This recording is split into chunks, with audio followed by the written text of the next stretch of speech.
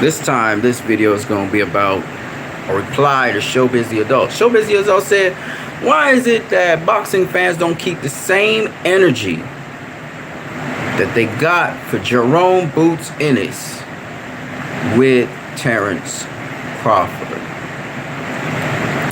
It has to do, Showbizz the Adult, with expectation and accomplishments. When Terrence Bud Crawford became WBO champion, he won it against Jeff Horn. And Jeff Horn did a remarkable thing by beating Manny Pacquiao, but Jeff Horn wasn't the best champion at welterweight at that time. Yes, Jeff Horn beat a legend in Manny Pacquiao. We cannot deny that. But he wasn't the best welterweight champion at welterweight. Okay. Now, why is this a big issue? You say he beat him, and he beat him comprehensively, and he won the WBO title, and he became a champion too. So what's the problem with that? This is the problem. Terrence Crawford had a history. Terrence Crawford, at that point in time, before he became welterweight world champion, was a 5-time world champion in 2 divisions, and he was undisputed at 140. He was pound for pound the #1 fighter in the world. Okay? So for him to fight the weakest champion at welterweight, and by the way, these were the champions at welterweight. Keith one-time Thurman was the WBC, WBA unified champion of the world, having beaten Robert Guerrero and Danny Garcia to take up those 2 titles. And Errol Spence was the other champion, recently became champion, the 2017 IBF champion, having beaten the #1 welterweight in the world in Kell Brook. These were the 2 champions in the division at the time. Now, some people will say, well, Terrence told Errol he wanted to fight him. Errol didn't want to fight him, but Errol got the championship in 2017. Terrence got his championship in 2018. He still could have faced Keith Thurman, but no, he faced Jeff Horn. The reason being that that title was available to him because, as we all know, the WBO is basically Bob Arum and Frank, the British guy, Frank, whatever his name is, I can't remember his surname right now. They're the guys that kind of hold the WBO. All right. So let's get the understanding here. If you're the #1 pound for pound fighter in the world, we don't expect you to be fighting the weakest champion in a division. We just don't expect you to be doing that. Now, he did call out the champion of the division, which was Errol Spence at the time. But he ended up fighting the weakest champion. You see, if you got all these accolades, you're a 6-time, 3-divisional champion, undisputed at 140, pound for pound #1 fighter in the world, all these superlatives, people are going to now look at you with a fine-tooth comb to see what you really did accomplish against who. Okay? Showbizz the Adult. Now, Jerome Eniss doesn't have that scrutiny onto him. He is still on the up and up. He is still coming up. He is still developing as a fighter. He is still getting challenges and so on. All right? Jerome is even saying people are ducking him. He's allowed to say that. He's allowed to try and strive for the biggest challenge to get undisputed and all these things. He's allowed to do that because he ain't done nothing. So if people are hyped about him, it's because their expectations are not like that for Terrence Crawford.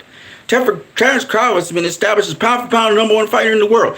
Terrence Crawford's 6-time, 3-divisional world champion, undisputed at 140 pounds. We don't expect him to face a Jeff Horn. We expect him to face the best fighters out there. And then from that point in 2018 to all through to the end of 2019, who has Terrence Crawford faced at 147 pounds? That's a top 10 heavyweight. Let me, not heavyweight, sorry, welterweight. Let me explain myself. Showbiz the adult. Because the fans are keeping the same energy. They're keeping the same energy in respect to your credentials, what you're supposed to be. Jerome Boots Ennis he's not even a world champion. This guy is a 6-time world champion. We expect there's levels to the sport of boxing, okay? A boxer can have how many skills in the world? Like, for example, Andy Cruz, all right, which I didn't talk about. Andy Cruz over the weekend fought a veteran in the sport nobody else able to stop because he has decent defense, etc. It's a veteran in the sport. He didn't stop him either, but he went 10 rounds with the guy, dominated mostly every round, and won. But you have to understand something. Andy Cruz jumped a whole bunch of levels because he is an Olympian gold medalist, and I believe he's an Olympian gold medalist, and he's done so many things. He's an accomplished boxer. Trained by Bozy Eniss, Jerome Ennis' father and trainer in Philly. His debut was a 10-rounder. Okay? Now, the only other people we've seen do that, Olympian or otherwise, was guys like Rigondeaux and Lomachenko. Okay? So this guy jumped a whole bunch of levels. He don't have no 4-rounder. He ain't got no 6-rounder, no 8-rounder. He skipped all of that. Went to a veteran fighter and goes 10 rounds. And you see, he's still a little too fast, but he's got a nice pacing. You can see he's still learning how to throw power and get leverage off of shots to get more power in the shots. But his accuracy is pretty good. And so on. And he fights an established veteran in the sport of boxing, goes 10 rounds with him, and wins comprehensively. Okay? The guy did open up coming down to the 12th round. So the final round. He did open up on him, right? But the point is, that's a remarkable accomplishment for your debut in the pros. It's remarkable what he did. He must have trained his ass off to get the transition from amateur to pro. He skipped a bunch of steps, right? The first thing, your first pro fight coming out of the amateurs, remember amateurs are usually 3-rounders. You're going into a 4-rounder. So that's the easy out of that. So the amount of rounds you do is almost like the amateurs, at least a little bit more rounds.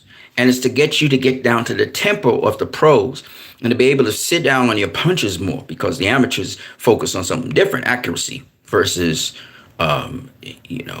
power and effectiveness in throwing punches. So Andy did exceptionally well for the stage he's at in boxing. He started off as a debutant, but he kind of skipped the debutant step because he won a title. He won an international title. So he actually moved himself from a debutant almost to contender level already. Andy Cruz is almost in contention. He skipped all those steps. He's not even a prospect anymore. He is like almost on the border of the late prospect contender. That's how quickly they moved him along. Vasily Lomachenko was another one. Guillermo Rigondeaux was another one. Oscar De La Hoya fought for a world title, I think, in his 5th fight or something like that, right? They're moving him along really rapidly because of his amateur experience. Okay? So, my point being, he's going to be assessed totally different to another person who comes into the pros and he's doing his 3-rounders and so on, because the expectations are so high for him. Okay? The expectations for Jerome Boot Ennis are nowhere near the expectations for Andy Cruz.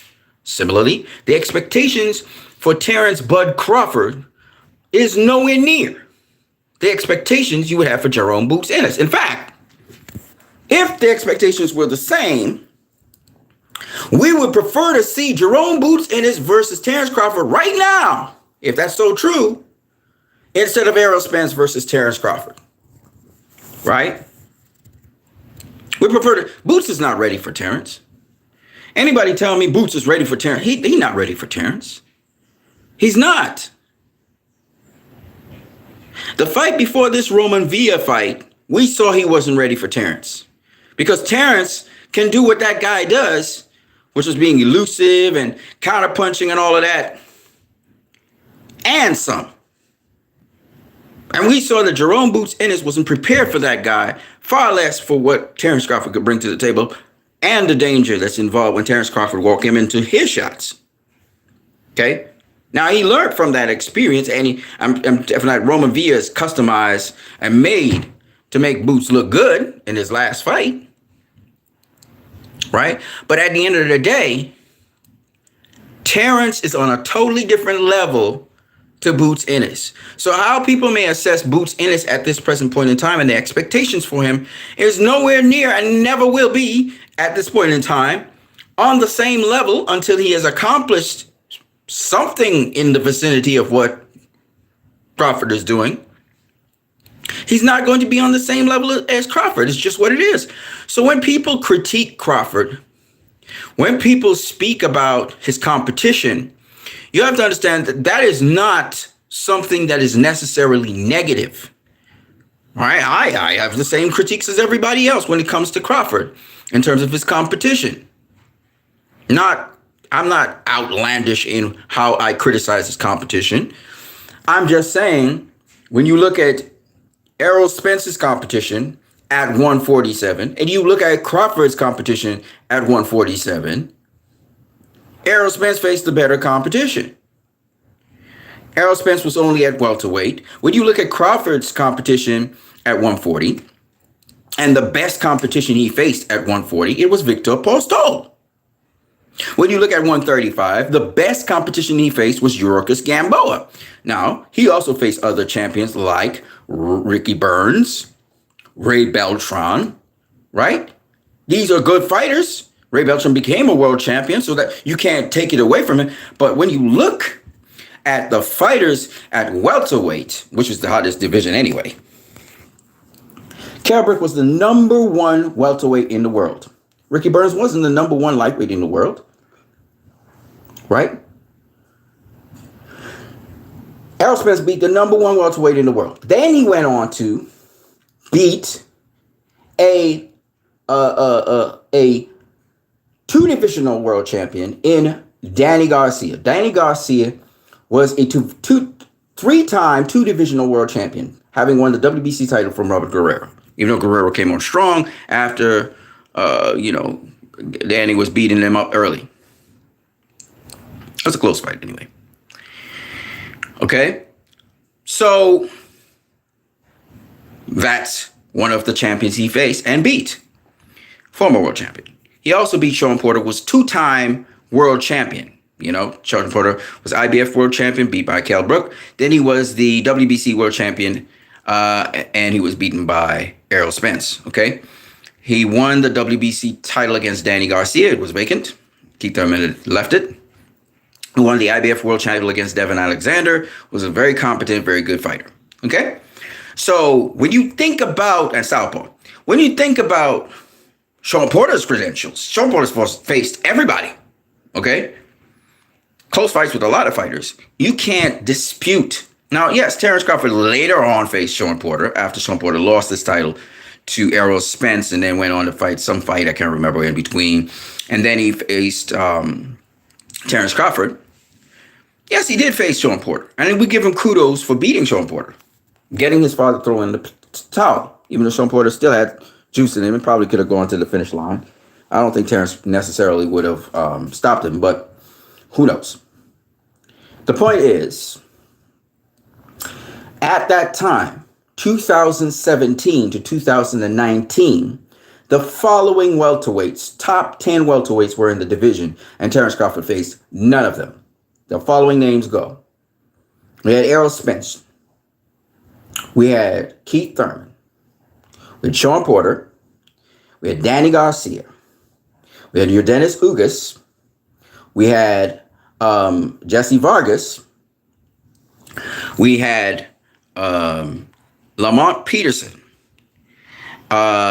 the kid who beat Lamont Peterson. I can't remember. Sergey Lipinets.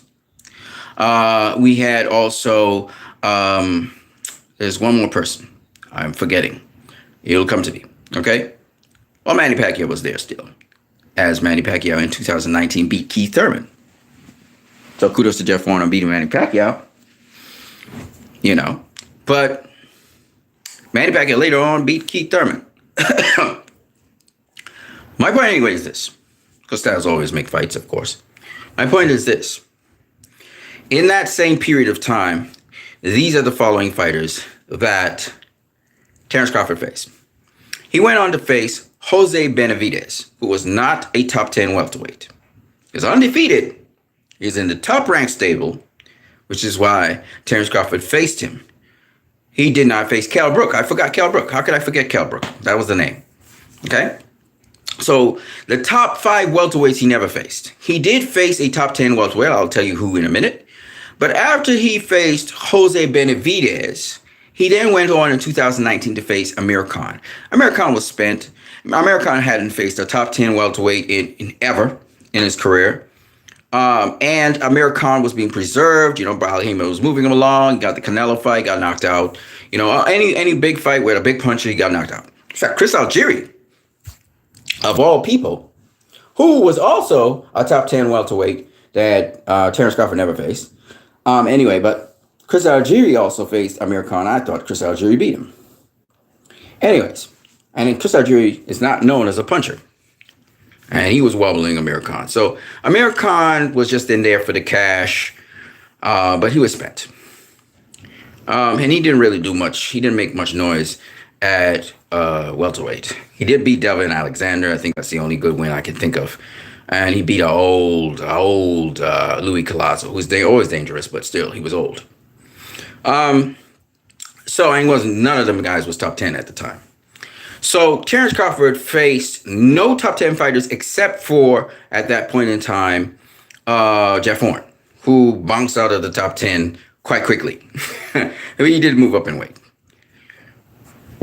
It was only until he faced Egidijus Cavaliauskas, also known as Mean Machine, in 2019, was another top-ranked fighter that he faced the bottom top 10. In fact, the 10th best welterweight in the division, which was Egidijus Cavaliauskas, okay?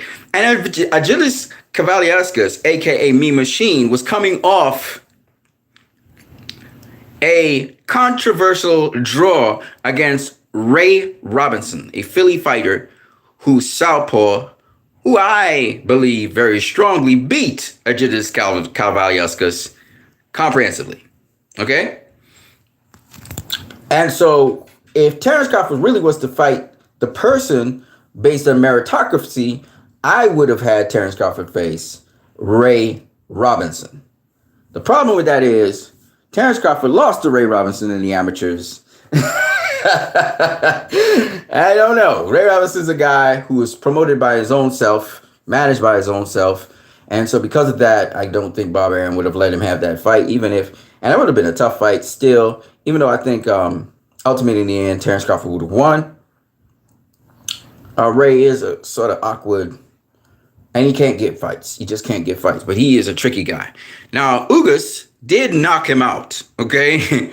Ugas is another fighter. Yordenis Ugas is another fighter that beat Terence Crawford in the amateurs. So there's a little storyline there. But Terence Crawford has not faced Yordenis Ugas either. And Yordenis Ugas, he's always a hungry fighter. He always want to face everybody, you know? So my point being, here's Terence Crawford, okay? You have all these top 10 fighters. You ain't faced a single top 10 fighter since Jeff Horn, who was the weakest champion out there. And then you come and you finally face a top 10 fighter that Top Rank has. And is ranked in the top 10, the bottom, the lowest of the top 10. And you want us to praise you for beating that competition. You're supposed to be the best. You're supposed to be the undisputed champion at 140, stepping up. You're supposed to face the best. I even excuse you on the Jeff Horn thing because he did beat Manny Pacquiao. Cool. Why can't you even face one of the guys in the higher levels of the top 10? Come on, man. And then, Showbiz the adult, you want to say that we have a different energy? No, we keep the same energy. We keep the same principle. The question is, you can't be saying you're the best, you're the number one fighter, and you're fighting not the best. And don't tell me they're ducking you, because you get an Errol Spence fight now. You got the Sean Porter fight. Don't tell me they was ducking you, because they wasn't ducking you. It's that Bob Arum was too cheap, and he wanted to do things in his stable.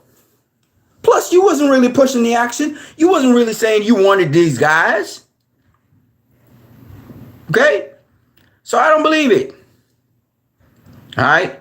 Now, I'm not going to say that at 140 as an undisputed champion, you fought the weakest division, because guess what? Undisputed is undisputed, period. But I'm going to be real with you. I'm going to be super real with you. You didn't face no Regis Prograis. You didn't face no Regis Prograis. You didn't face no Josh Taylor when Josh Taylor was burning up was just beating people's ass. You wasn't there. You wasn't facing those guys. Let's be real. I would love to see you versus Regis Prograis. Let's see what happened with that. So you ain't knocking out no Regis Prograis. We all know that. Regis real tough. He be sparring with the Charlos. Just like we know, I'm gonna be real. You're not gonna knock out Errol Spence. We all know this. We know you're not gonna knock out Errol. Right? What we do know is, we don't think he's gonna knock you out either. To be real. Y'all is the top of the top of the top. We don't expect nobody to get knocked out. We expect this to go the distance. It's going to be the smarter man that will win. It's going to be attrition. Y'all going to trade shots. Y'all going to get y'all's in. But we don't expect none of y'all to get knocked out. When you're at the top of the top in this day and age, everything's sharp. Defense, offense, we expect that. But having said that, that is the criticism of Terrence Crawford. We're not saying he don't have beautiful shots. We love what he did with Sean Porter, how he thread that needle and he got that third shot in, that uppercut. It was beautiful. Don't get it twisted. Don't get it twisted. You cannot equate what he has done in his career in terms of the best competition with what Errol has done in his career with the best competition. It's just not the same. Right? Errol fought extremely motivated Sean Porter. Sean Porter wanted to be unified WBC, IBF, and WBA champion. He was as motivated as he ever was in his career. You expect him to be equally motivated to face you for a WBO title? Yeah, he was motivated some. Because if you got the WBO, you get to rematch Errol Spence. So he was motivated some. But he'd never be as motivated as getting all 3 belts. Never. And he was in his prime.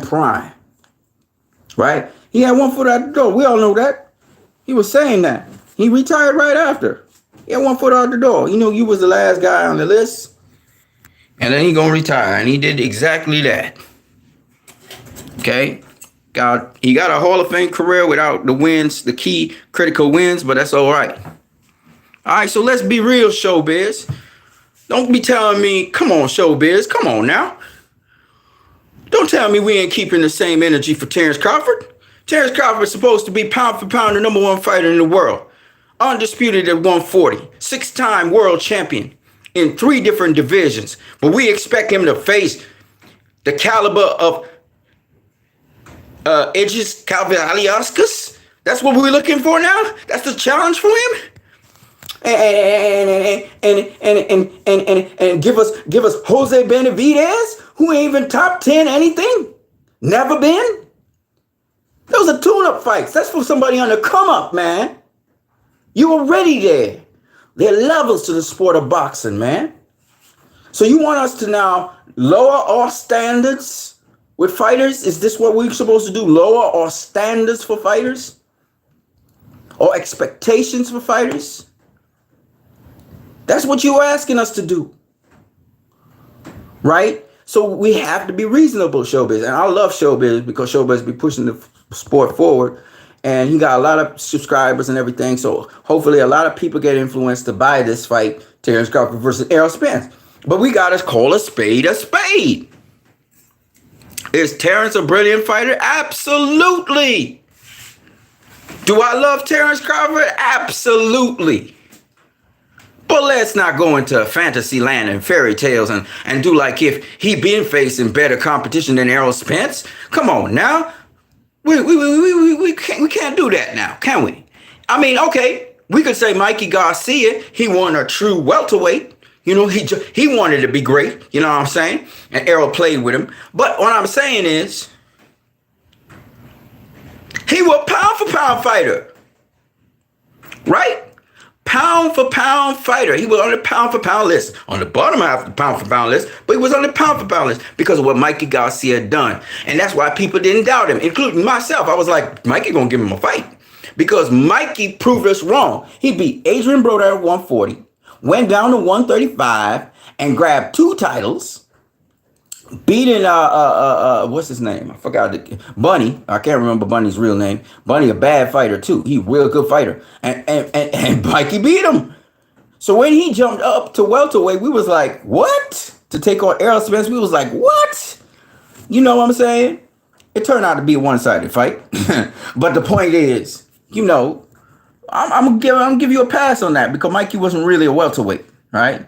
He was trying something. He was daring to be great, like how Charlo's daring to be great, like how Inouye's daring to be great, and etc. Right?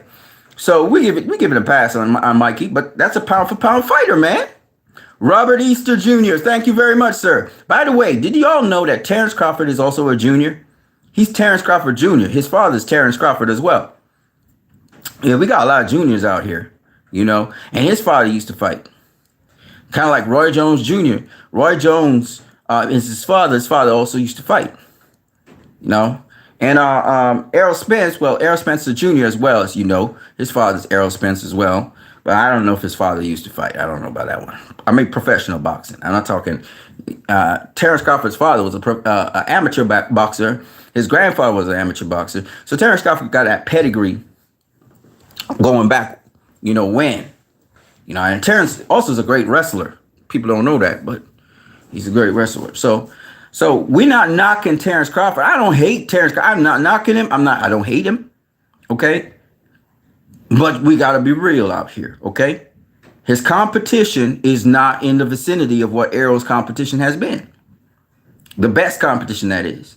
Right. Terrence never faced a prime Kell Brook. Yes, Kell Brook was coming off of the Triple G loss. Yes, Kell Brook always has problems making weight at 147. He's a big guy at 147. But the Kell Brook that came in facing Errol Spence was not the Kell Brook that came in facing Terrence Crawford. Even though, again, Kell Brook was in damn good shape. I'm not going to lie. Even when he faced Terrence Crawford, he was in good shape. All right? I don't think he lost that fight because he wasn't in good shape. Okay? He lost that fight because Terrence Crawford caught him with a shot that he didn't see. But the point is, he won the same status. He won the #1 welterweight in the world. He won defending his title. You got to understand, fighters need motivation as well. You know, that's what gives them the extra oomph. Kell Brook, I mean, you remember Errol had enforced the mandatory. Kell Brook wasn't fighting in the U.S., in Omaha, Nebraska, in Terrence home. No, he was fighting in his home court. He was fighting in his own country, in his own county or state. All right. Errol had to go across and get that from him. He had to take it from him. Right. And he started off very good, just like with Crawford, except he even started up better because he was whooping Errol's ass. Okay. And then Errol turned the tables on him, started working the game, and got him out of there. Broke his eye orbital. Okay. Next eye orbital, not the same one. The next one, because the one that healed up, it'll be stronger than it was before. Right. With Kell Brook versus Terrence Crawford caught him. Again, Kell Brook was winning the fight. Terrence switched it up to get his hook in because we know he liked to throw that right hook. And he caught him reaching in with the right hand. Right? He caught him reaching in because Kell didn't faint it. See, Kell wasn't fainting. He was coming in. And when Terrence realized that Terrence had practiced the hook a couple times on him, and then when he realized he was going to come in at a certain time, and he had to adjust his hook, so it kind of came out like a hook jab, right? But it was really a check hook he was trying to do. Like I said, Terrence is rubbery. So Terrence will make adjustments mid throwing off a punch to get to the target. Because his goal is to get to the target. And Terrence got a natural, like Teddy Atlas said, he got a natural instinct to make adjustments. So he's more instinctively making adjustments than, say, a Floyd Mayweather who's reading the whole play and he's literally got a great boxing mind and he's making adjustments accordingly. Yes, it's still somewhat instinctual, but it's also something that he's cognitively processing. So he knows what he actually just made an adjustment to. So he cognitively knows what he's doing while he's doing it. He just processes information so fast. He's very observant. He processes things very quickly. So that's the thing with Floyd. But yeah, Terrence, man, he incredible.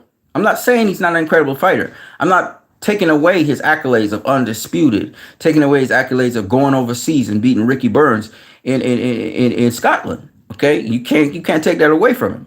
And yeah, Ricky Burns also had an eye orbital issue because eye orbital, his jaw had been broken by Ray Beltram the fight before. Okay, but again, you can't take that away from Terrence Crawford because his jaw healed, and if his jaw healed, then it's going to heal back stronger because his bones.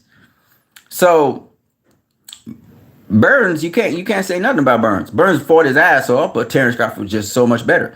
And Crawford can fight on the inside. That's what a lot of people don't know. Crawford's a good inside fighter.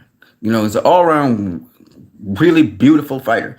The thing with Crawford that gonna get Arrow's gonna have to figure out is his rhythm. Crawford's rhythm is interesting. I'm gonna tell you the strengths of Arrow, and I'll tell you the strengths of Crawford.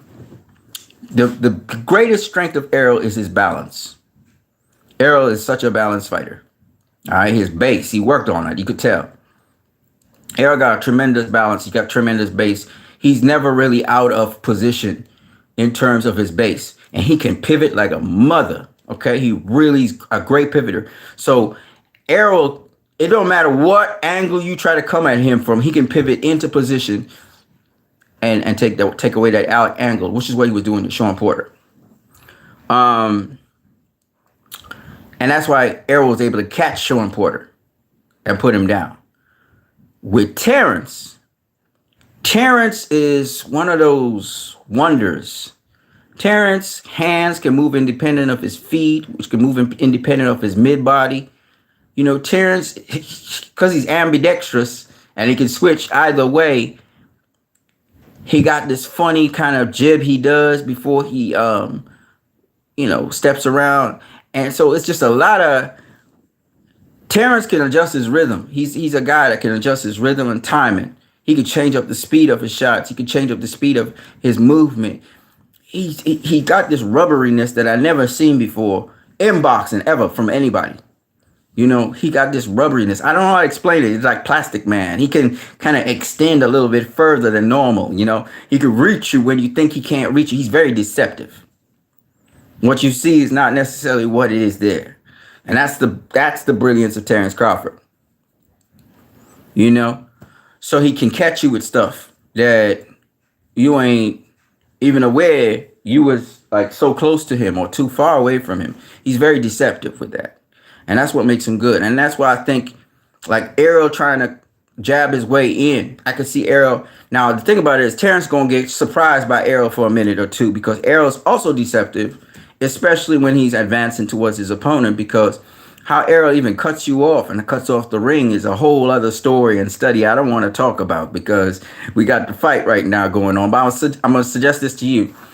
You know, some people come through the front door. Arrow does not come through the front door. I'm going to tell you this right now. This is a secret to Arrow. And Terrence, take note. Arrow never comes through the front door. When you think you could throw back punches at Arrow, you can't. You can't hit him because he don't come through the front door. That's all I'm going to say about that. Right? You go do your homework on that. Right? That's the thing about Arrow. And that in itself is a study. That's what makes him so special. He's very defensively responsible. He keeps his defense very tight. I don't care if you switch it. He got things put in place to make sure he handles you. Now, think about this. Marco Antonio Barrera versus Prince Nassim Hamed. Prince Nassim Hamed, for those of you who don't know, was a switch hitter. Yeah, he was primarily a southpaw, but he was a switch hitter.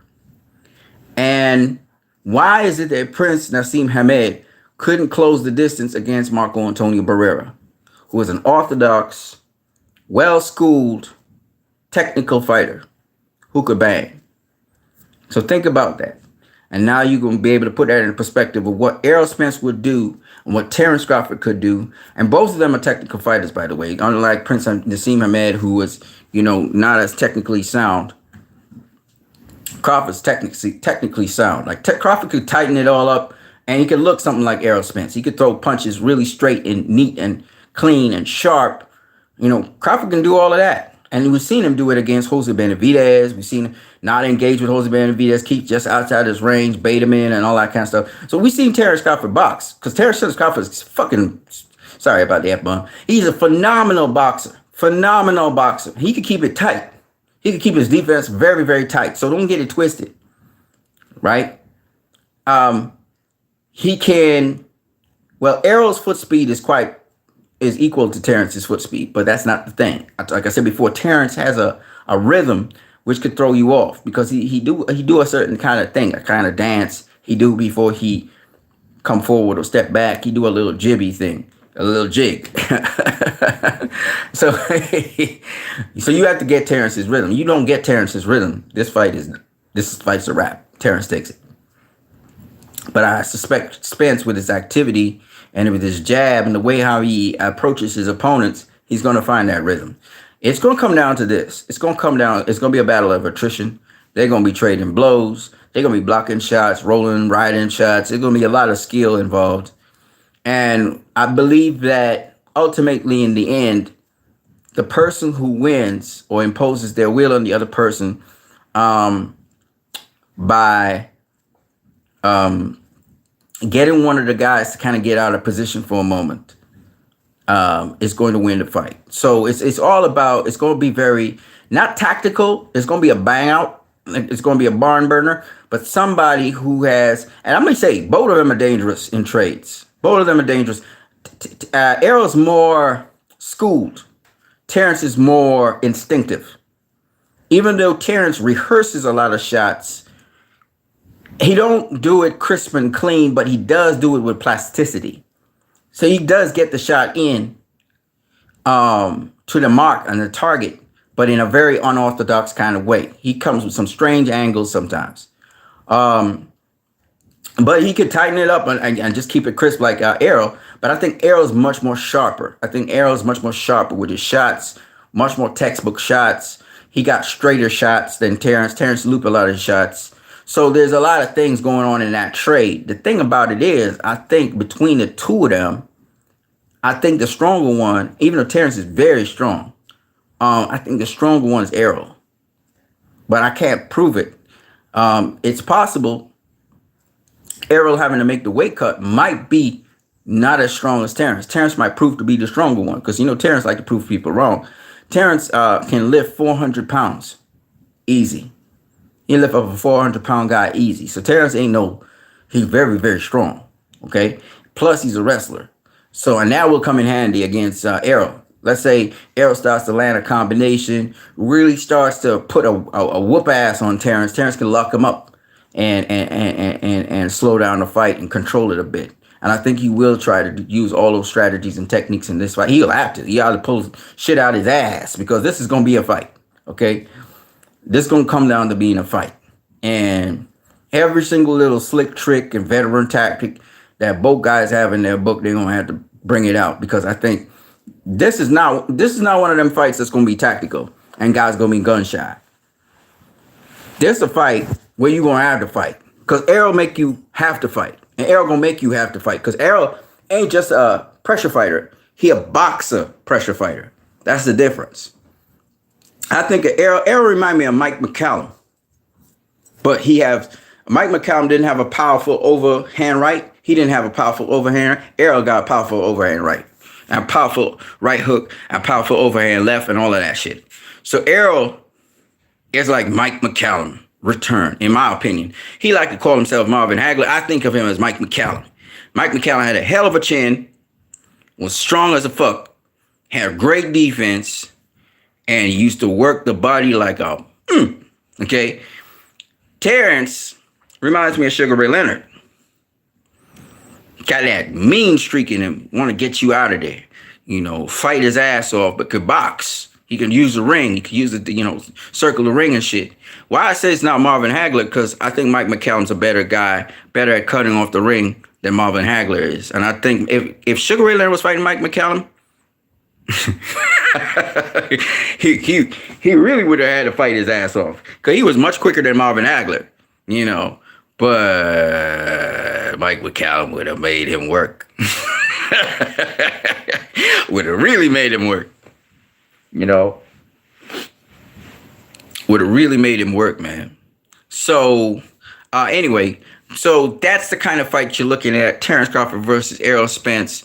It's a good fight, man. I'm telling you, I ain't even trying to pick who's gonna win, because I don't know.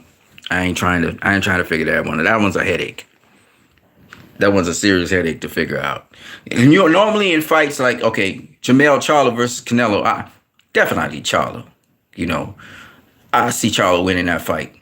He gonna have to control his aggression sometimes. He gonna have to stick with the game plan that Derrick James gives him, but easily outpoint Canelo. Easily outpoint him. Because of Canelo's foot speed and the fact he can't maintain his foot activity. He's not gonna be able to keep up with Charlo, just like how he wasn't able to keep up with Bivol. So I could easily see that Charlo winning that fight. But I can't call the Spence versus Crawford fight. I just can't. I can call the Inoue versus Fulton fight, which is supposed to come, I think, next week, Tuesday. I got Fulton all day, every day. I mean, every single day of the week, every single day of the month, every single day of the year, I got Fulton. Got confidence in Fulton. Fulton wouldn't take this fight if he didn't know he could win it. I mean, comprehensively know he could win it. So, I got Fulton over Inoue. I got Charlo over Canelo. I got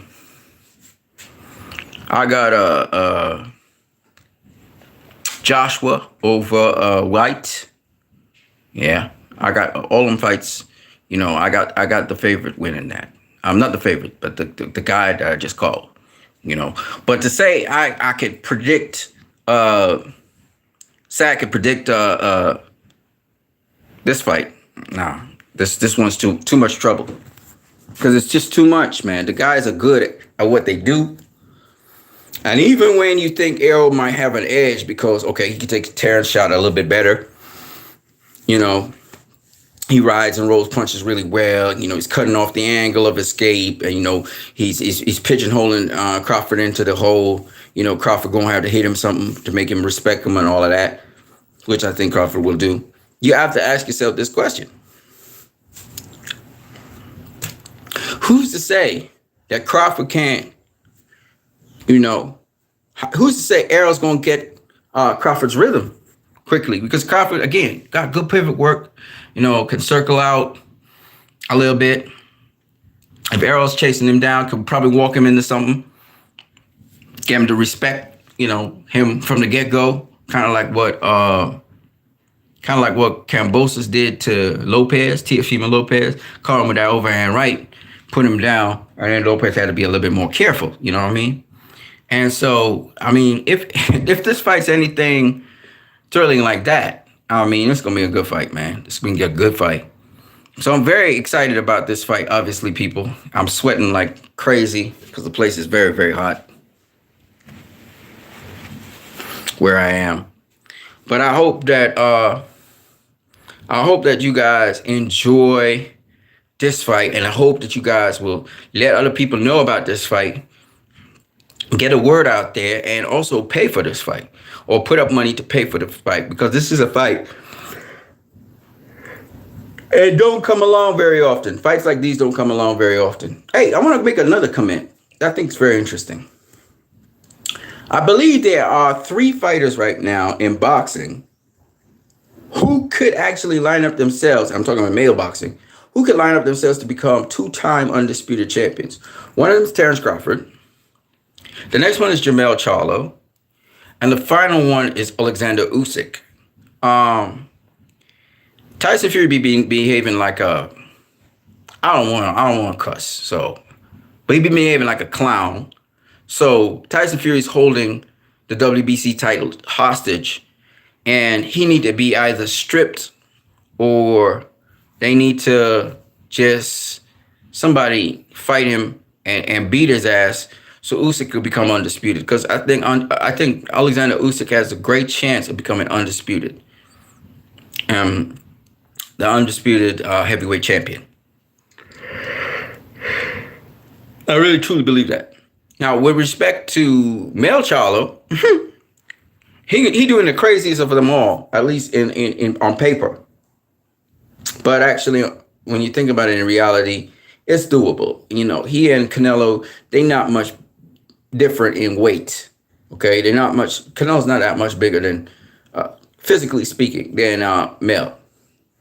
And then, yeah, he gonna be jumping two weight classes to grab that undisputed. But if he does that, he'll be the next two-time, two-divisional, separated by two divisions, undisputed world champion, which would be insane. Okay, it means he's an 8-time world champion. Okay, good. All right.